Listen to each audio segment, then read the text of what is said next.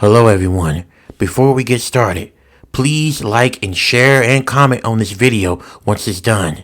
This helps with the algorithm so it can push my videos out there for people who might be a fan of my content. Also, make sure you subscribe to my YouTube channel if you haven't already. And make sure you cut on that notification bell so you can be notified whenever I release a new video. Thank you.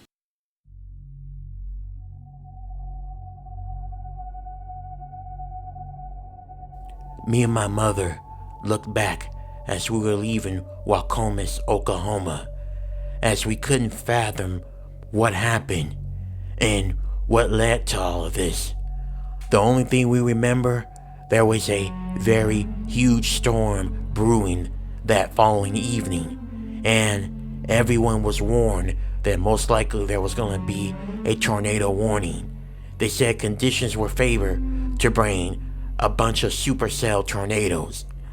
The tiny town of Wacomas got everything together and prepared, and that includes me and my mother. My name is Jessica, and this is what happened to us. Our family was not very rich at all. As a matter of fact, we were struggling financially. It got even harder when my father passed away from his battle with cancer a year ago prior to when this happened. But luckily, in the will, my father had a house that his mother and father owned before they passed away, and they passed it down to him. My father left us in the will to maintain that house, and since we got evicted from our apartment, we decided to drive from North Texas all the way up to Wacomas, Oklahoma. From what my mother told me, the population there is just over 1,000, so it's a very tight-knit community. And when we got there, we realized that it was a farmhouse. And not only that, but our father left us some money so we can jumpstart on paying the electricity bills. The mortgage was already paid off, so that was good on me and my mother. Once we started to settle in and packed our stuff out and set everything up, my mother started looking for jobs. Even though we were okay financially for a bit, she just wanted to get a jump start so that way we can keep this house maintained and stay living here. After we got done unpacking, we drove around town just to get a feel of where we'll be staying at. As we were driving around the small town, my mother and I noticed that the townsfolk was not very kind to us. They wasn't very welcoming either. When we would drive around, some of the few folks that we would see would just look at us, and they gave us a look like we didn't belong. My mother didn't let it intimidate her though. About 30 minutes later, we stopped at a shop to buy some groceries. And as we were buying groceries, we kept on feeling like someone was staring at us. We looked up and we saw the cashier clerk just watching us intensely, like we were some creature from a different planet. It was weird. The man looked to be about maybe in his late 50s or early 60s. He had white hair and glasses, and he gave us just uncomfortable stare. It was like a stare of a person that didn't like no one or hated someone. After we got everything we needed, we went up to that cashier clerk and we had our stuff ringed up. Afterwards, he gave us the total, and then once he got done giving us the total, he said something that sent chills down me and my mother's back. Right here, there should have been a warning sign, but we ignored it. By the way, we don't like outsiders too much. They make too much trouble for this small town. And trust me when I tell you, none of you are gonna stay here long. You guys will eventually leave this town. My mother and I looked at each other, and then my mother replied by telling him, my in-laws used to live here, my mother and father-in-law, and those are her grandparents. We deserve to be here, and we can. This was left in the will for us to stay in this little house, in this town. So, I don't know what you guys have against outsiders, but me and my daughter are not going to cause trouble for no one here. We stay to ourselves. My mother argued. I replied by telling my mother, Mom, let's not argue with the guy. Let's just grab our stuff and get out of here. Please. My mother nodded, and we grabbed our groceries and we got in the car and we started to drive off. As we were driving, I happened to look up and I noticed there were dark clouds heading in our direction. Matter of fact, they looked greenish. I looked on my phone to see if there was any warnings or alert about any weather, considering that we live in Oklahoma, especially since this is Tornado Alley. And it was in the middle of the spring, late spring, early summer. It was around late May or early June when all this occurred. And when I looked at it, wouldn't you know, there was a tornado watch for our area, including where we lived. Afterwards, we got in our house. We also found out that we had a tornado basement, so we were good.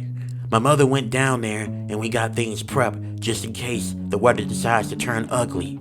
A few hours later, the clouds got darker and there was a tornado warning for our area. Me and my mother got inside our tornado basement and we made sure the door was closed tightly. Afterwards, we heard hail pounding, and then we heard that unmistakable freight train.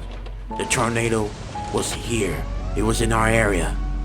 We waited for about several hours before we decided to step out. After a while, it got quiet, so we decided to step out. When we looked around, miraculously, nothing didn't happen to our house. It was still standing. There was not even a fraction of damage. Me and my mother was very grateful the tornado spared our house. After a while, we got up and we just picked up some of the debris that was in our front yard. Later that night, as I was preparing dinner and helping my mother out, we noticed something. Something was very strange. My mother saw shadows through our windows, through the curtains.